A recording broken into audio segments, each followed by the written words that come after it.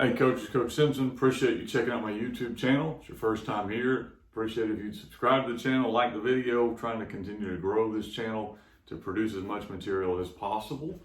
You can also go to my website, fbcoachsimpson.com. All kinds of stuff over there. Offense, defense, special teams, whatever you want, it'll be over there, fbcoachsimpson.com. Been using this series of videos to talk about attacking man zero. I do have a full course on there if you're a system owner in the gun tee.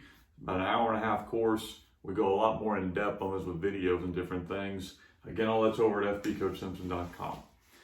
Previous videos, we talked about motions, using motions to attack man zero. We talked about 2-for-1 blocking with an edge to attack man zero. We talked about using empty and shift to attack man zero. And today we're going to kind of combine all of those with bunch looks.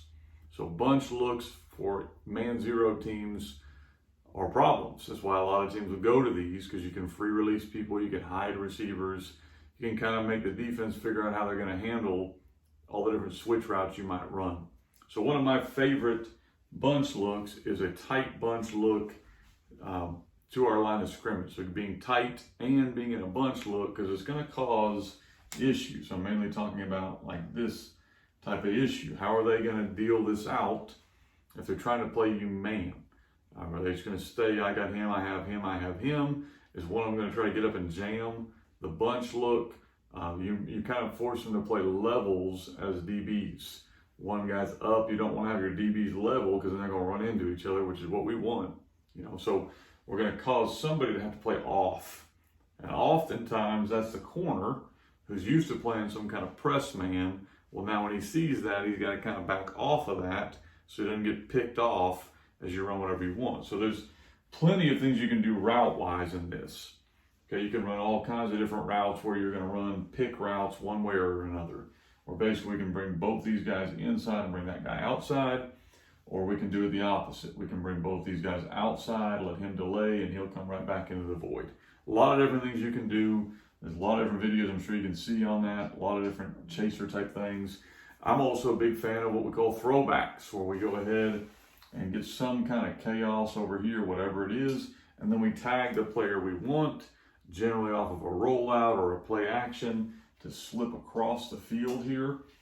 Usually we're trying to pick off that DB, or confusion with play action, or confusion as we block for a second and then release. So those are really, really good plays as well. So that's all the passing game things.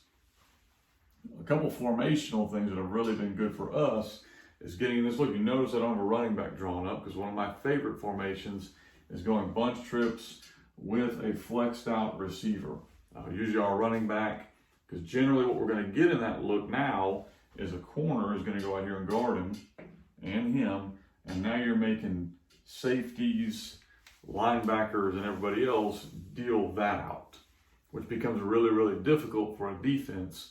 So a lot of times teams with that kind of look will try to check to some kind of zone, which gets them out of what they want to do anyway.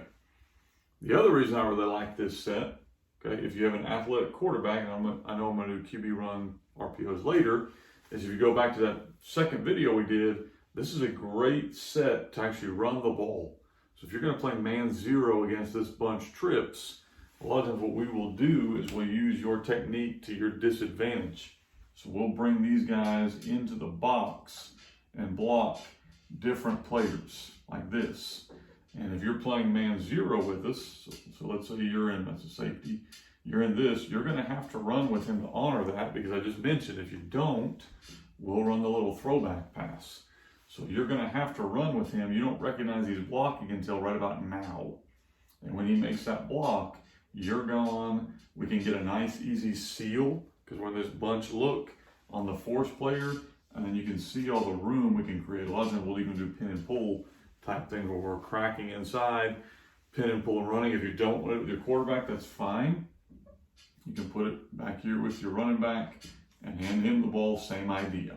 Crack block, crack block, crack block. And like I mentioned, if they stop running with him, if you can run the little throwback, so let's say this guy here steps up and makes a tackle, well, the next play call you ought to be some kind of either boot or throwback or whatever it's going to be to take advantage of that.